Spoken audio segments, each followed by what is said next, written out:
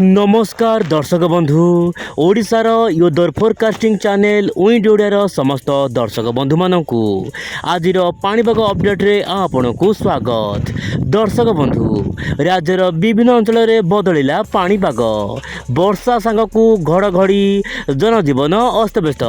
तेबे दर्शक बंधु आगामी दिन में केमिति रहइबो पाणीपाग एवं देशर पाणीपाग को लेकी कौन रही बड़ खबर आजिर विषय विस्तृत आलोचना करबा। दर्शक बंधु आपण जिले में वर्षा होई कि नहीं आपण निश्चय पर आपणकर मतामत दिंतु कमेंट बॉक्स रे। आसतु आज पाणीपाग खबर आरंभ करबा।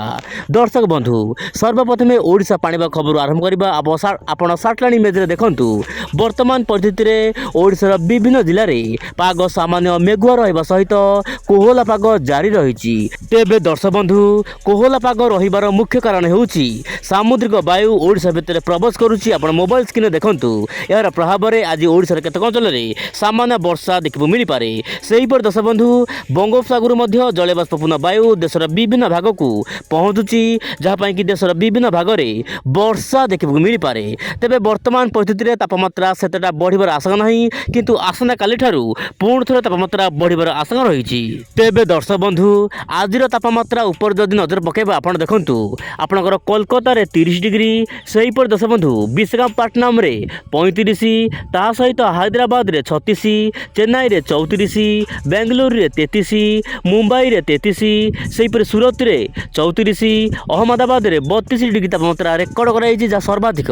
तेबे दर्शक बंधु वर्तमान परिस्थिति में ओडिशा पाणीपाग जदि आम नजर पकेबा आपण देखंतु आंचलिक पाणीपाग केन्द्र सूचना देइछि उपकूल ओडिशा माने दक्षिण उपकूल ओडिशा सहित उत्तर उपकूल ओडिशा केतक अंचल में हल्का फुल्का वर्षा, केतक अंचल सामान्य अधिक वर्षा देखा मिल पारे, किंतु दर्शक बंधु कौनसी भारी वर्षा हेबार आशंका नहीं। तेबे रायगड़ा, गजपति, गंजाम ता सहित कंधमाल, नयागढ़, खोर्धा, पुरी, जगतसिंहपुर, केन्द्रापड़ा, भद्रक, जाजपुर, ढेंकानाल यही सब जिले में आज सामान्य वर्षा देखा मिल पारे। सामान्य पाग कोहला रहिबा सांगकु हल्का फुल्का वर्षा देखा मिल पारे।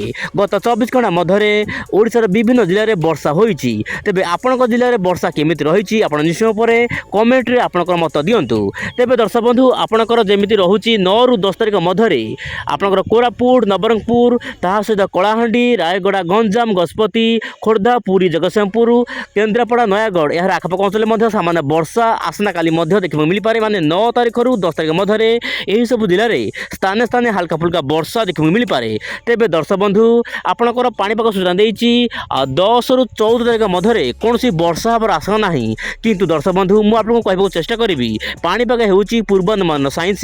प्रत्येक दिन पाणीपाग खबर परिवर्तन होता है, केते परिवर्तन हेबो मु निश्चय पर प्रत्येक दिन अपडेट आपनको दउछि। आप प्रत्येक दिन पाणीपाग खबर देखंतु। तेबे दर्शक बंधु ECMWF model long range forecast माध्यम रे सूचना देइछि बा आगामी 5 दिन मध्य सूचना देइछि। आपण मोबाइल स्क्रीन देखंतु उत्तर भारतर विभिन्न अंचल में वर्षा बढ़िबो। माने उत्तर भारत जेमिति कि जम्मू काश्मीर, लद्दाख, गिलगित पाकिस्तान, उत्तर प्रदेशर विभिन्न अंचल में वर्षा देखा मिल पारे। सेही पर दर्शक बंधु आगामी 5 दिन मध्य ओडिशा, पश्चिमबंग, झारखंड ता सहित पूर्व उपकूल केतक अंचल में मध्यम धरण वर्षा देखा मिल पारे। यह सहित दर्शक बंधु श्रीलंका यार आखपाख अंचल जमीक तमिलनाडु, गोवा, केरल यही सब राज्य केतक अंचल में मध्यम धरण वर्षा रही पारे। ता सहित देशर मध्य भाग में तापमात्रा बढ़िबा सहित गरम गुळुगुळी देखा मिल पारे। तेबे आगामी दिन में ओडिशा रे मध्य गरम गुळुगुळी देखा मिल पारे बोली जा आंचलिक पाणीपाग ट्वीट करिछि। तेबे दर्शक बंधु देशर विभिन्न राज्यर पाणीपाग खबर पाई आपण निश्चय परे उइडुआ चैनल सहित जोड़ी हेई हुंतु। आज पाई एतिकी, पुणी देखा बासना काली आउ नुआ वीडियो रे। नमस्कार, जय जगन्नाथ।